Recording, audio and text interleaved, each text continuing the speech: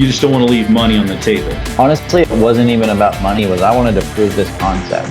This website's just mediocre. It's nothing special. We only have 12 reviews and it's generating leads. If I needed work, I would be in Coeur d'Alene, Idaho, doing spring cleanups right now. Yeah. And I would not be hungry. Right.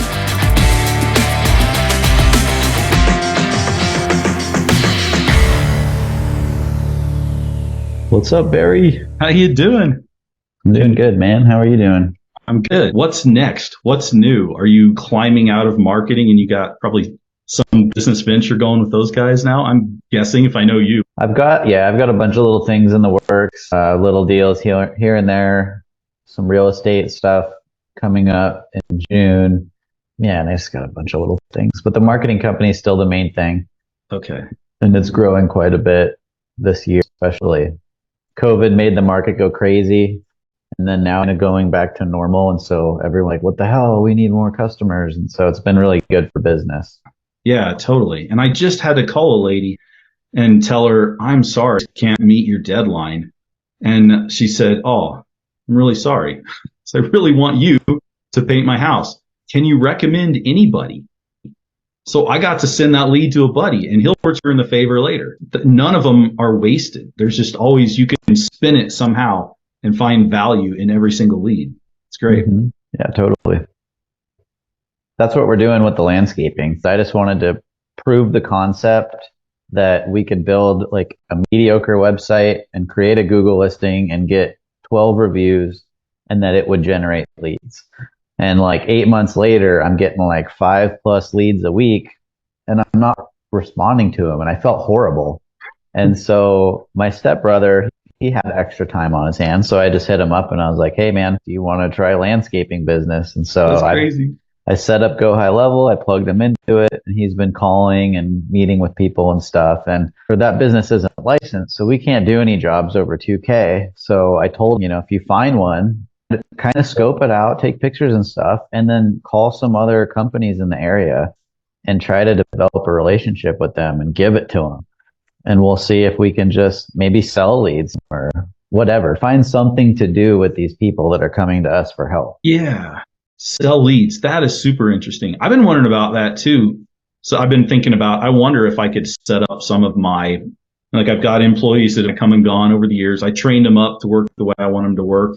And then they go, independently start their own thing.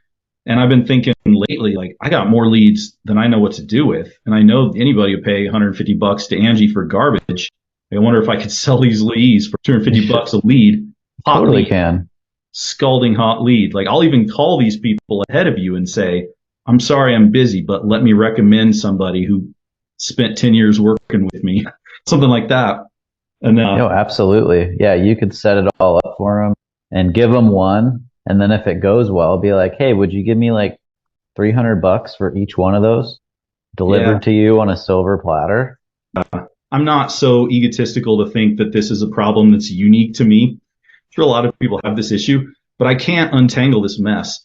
Kind of ratcheted up my price higher and higher each year because I want to be a premium service provider. I'm running the business myself and I don't have a lot of help. I don't have a training department or anything to develop talent in-house. And anytime I lose an employee, I replace them with subcontractors because I just don't want to manage employees. And that's great. A lot of people preach the benefits of that business model, but the problem is you can't control. It's so hard to provide any kind of consistent level of service. So I'm out on the street selling a premium service and people read my reviews and they're like, oh, this guy can back it up. I know I'm twice as high as my competitors and I'm still getting work. And it's like the dream scenario for any contractor. And then I'm just like biting my nails. I'm like, I got to send my sub crews out and hope they don't screw this up because these people are expecting incredible service. And I don't know if these guys can deliver. Mm-hmm. So I don't want to get out of that, honestly. I'm thinking like, I'll get 5 calls, let's say. 4 of those people are going to be like, I know you're the best, but I can't pay that price. That's ridiculous. So I'm kind of running around burning gas and wasting time running appointments, trying to keep my close rate as high as I can, knowing I've almost priced myself out of all but like luxury level paint work. And it's not a luxury service. I'm not doing like finishing or murals or anything like that. So people are like, I know you're good. I can't pay that for maintenance work just to repaint my house. I got to do it again in 10 years, maybe. So Yeah. if Sell those leads to your buddies. yeah, that's what I'm thinking. Like I close one job, I make a couple grand off of that, but I ran 5 leads to sell one to make a couple grand. I'm like, if I'm selling for $300 a piece, I can make 1,500 instead of 2,000, but I have no risk and no time committed at all on my part. Yep. Welcome to the rank and rent model. That's what they call it. Yeah, and I'm familiar with that term. I don't know if that was still working for people or. Oh no, it But does. I know a guy that's all he does. that's interesting and it's It's brilliant for a marketer. For you, like you said, you just created a business, and then if you've got work, it's like the golden rule of business, right? Like he who has the gold makes all the rules. So you're like, got work. That's what Angie's List does. Like whatever, it costs you this much money. Do you want it or do you not? There's always going to be a taker for those leads. So now you got leads. Someone's going to pay you. And I struggle with the same thing. I'm afraid to send those leads to a subcontractor because I know for sure they're going to give them a good experience. And I don't want to lead someone down the wrong path, Yeah. which is why I put someone on the ground to see what would happen. Like at least they could make the process smoother. Go check out the jobs and then pass on the lead or something. Yeah. We might end up doing that, going that way because the company is called Coeur d'Alene Landscapers. So it's like we are just a front for all the landscapers in Coeur d'Alene. And honestly, the people that are coming through, like they've probably hit up a ton of companies and no one's calling them back because they're so busy. That business model you explained, if it's stupid successful, isn't that what you end up with? Is like just a lead gen site? Depends on which route you go. Yeah. And if like you did it, you were successful with it. But like you said, you had to go muck through a bunch of bad leads to find the good ones. And if you're willing to do that, then you can make it at least work good enough to keep doing it. It's not really scalable. They take as much margin out of it as they can for people to keep buying it. Yeah. They've got the math down. Like they've got algorithms. They have all the data. Like they know exactly how much they can charge for people to stay in business and keep paying them. But if they could charge more, they would. Yeah, that's how I think of it too. I explain it. I don't think I stole this from you. I might have. I explain it as like, it's almost like you're just renting your results. It's like if you're talking about real estate or something, if you can buy into a property, whatever it is, over time you're building equity in that. You actually have something to show for it. You actually own something. Or you can keep spending money on rent every month. There's pros and cons, and it makes sense for some people to rent, but understand that's what you're doing. Like you have nothing to show for it. So that's like Angie's like, yeah, you're putting food on the table tomorrow, but you're not building anything. You don't have a business. Like the day you stop paying them, you're done. Yeah. It's pay to play every day forever. Yeah. It's terrible. I guess the reason you would start a business is because you actually have an asset at the end of it. You put in 20, 30 years and you can sell it off to somebody, or at least it gets easier every year as your reputation grows. But that was what I figured out with Angie's List. I think I had 120 reviews or something on there, and I was super proud of that. And now I'm almost embarrassed of that. What was I doing all these years? Like, I wish I had 120 on Google. Yeah, it's a good way to get started. And there's local lead gen.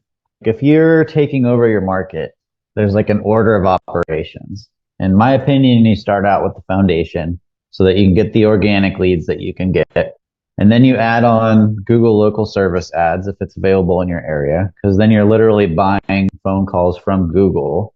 Yeah. And they might cost twice as much as a lead, but they're all real phone calls and they're all going directly to you. So you do that. And then the next step's usually Google ads, and you can scale that up to a certain point before you're reaching the point where it's not profitable enough. So you max that out.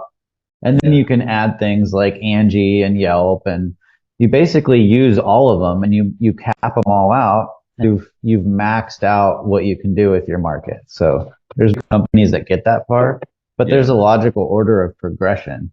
And that's how it usually goes from my perspective. Yeah. Start with organic because you own that. It should always be a baseline, and then start adding on the lead gen options that work the best. I feel like it depends on what your required or what your business margins are and what your required ROI or needs to be. That's something I was wondering about with Facebook ads. I kind of looked into that, not because I was really wanting to run Facebook ads for myself. I'm just curious. I just like marketing.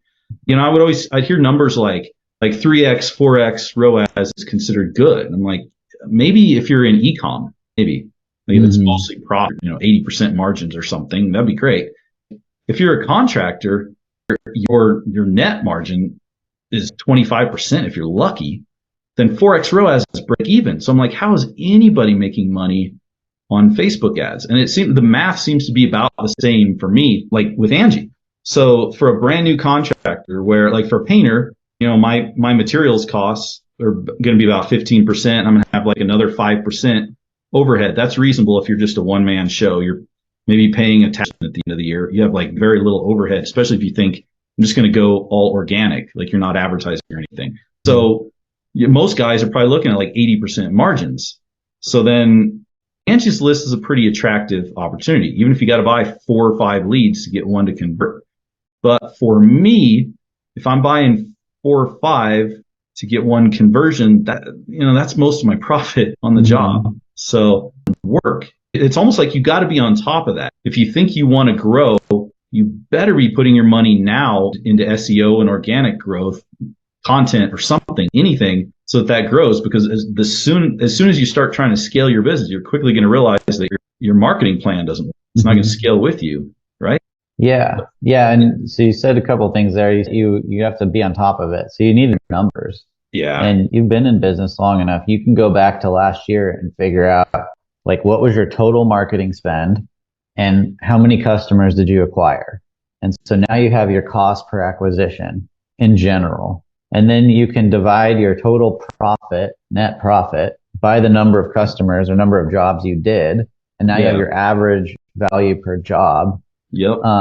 Some customers are going to have you back again. And there are also some customers are going to refer you. So it's good to track those as well, because my most successful clients, like they use our advertising and marketing as their front end to get new customers in, and they'll break even or make a 200% return on those front end customers.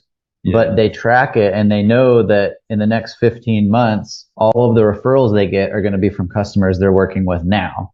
Yeah. Because that's their time frame, because they track this stuff closely. They know that they have about 15 months to get a referral from each customer.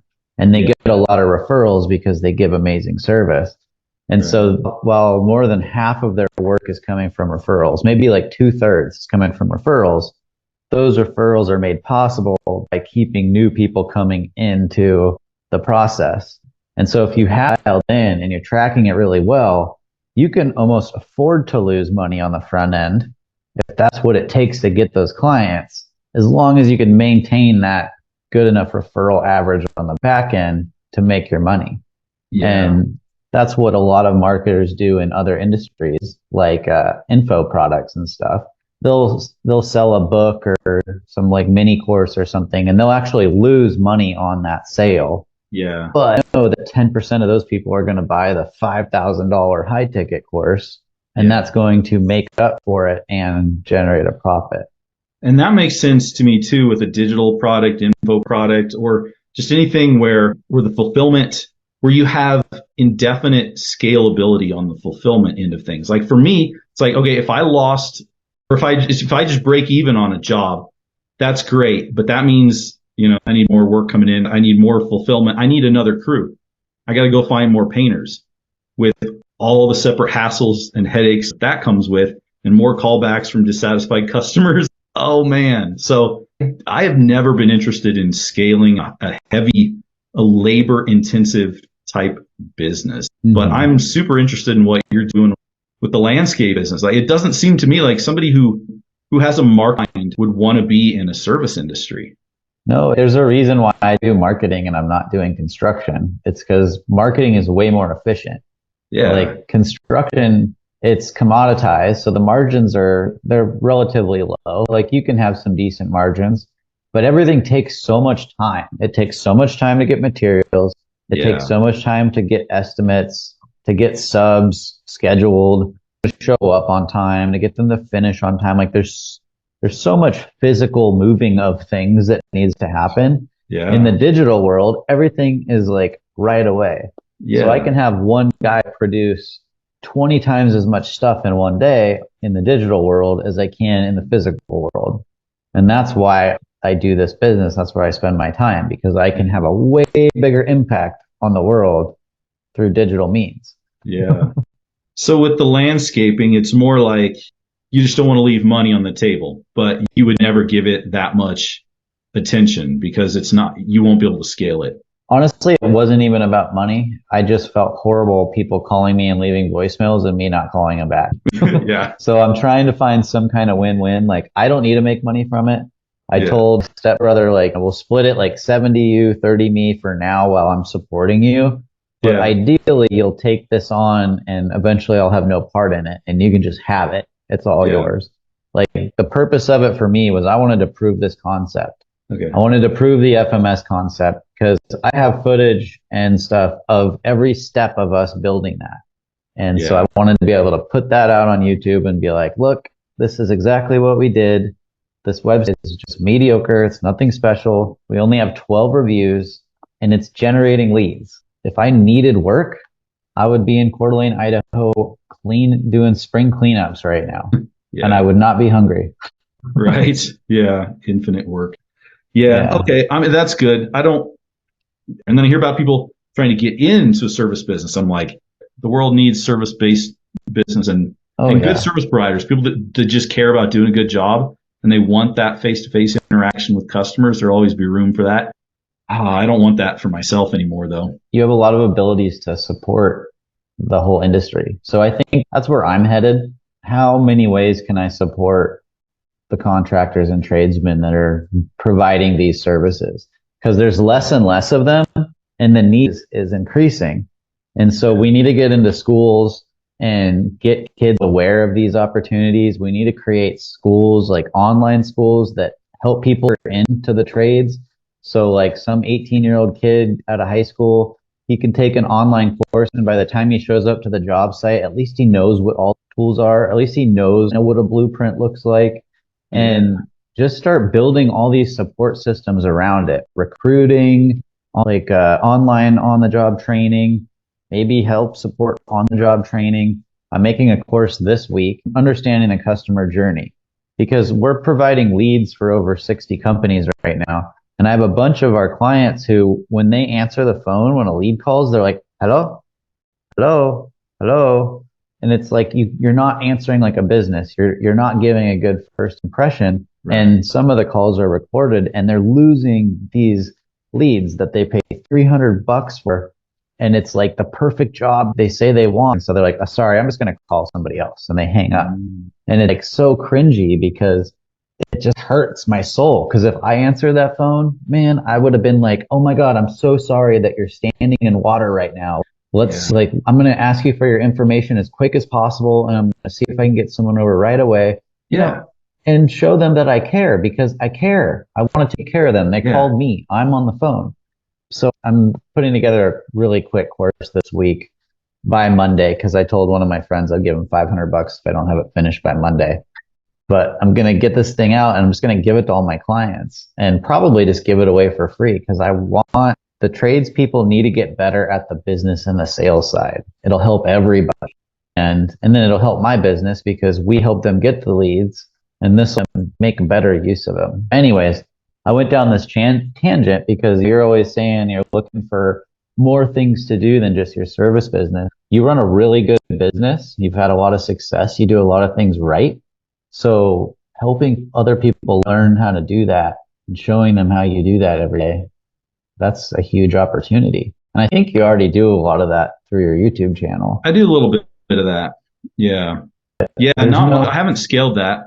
So I'm still just doing one-on-one coaching sessions for a nominal fee. Yeah.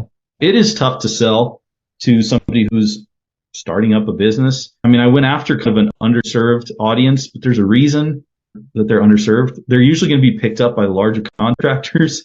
Come work for me. I'll take care of you. You undervalue yourself. I'll pay you what you think you're worth. That works. Yeah. Yeah, there's some people that will buy it, but like I said, like this course I'm throwing together, I might just give it out for free for a while just to get it out there. yeah, But I've been charging $500 for an audit. I have my sales team, and then nobody gets past my sales team unless they want to spend $500 for me to audit their stuff. And I look through everything. I tell them, give them a marketing plan, and usually I just tell them the foundational marketing system is perfect for you, yeah.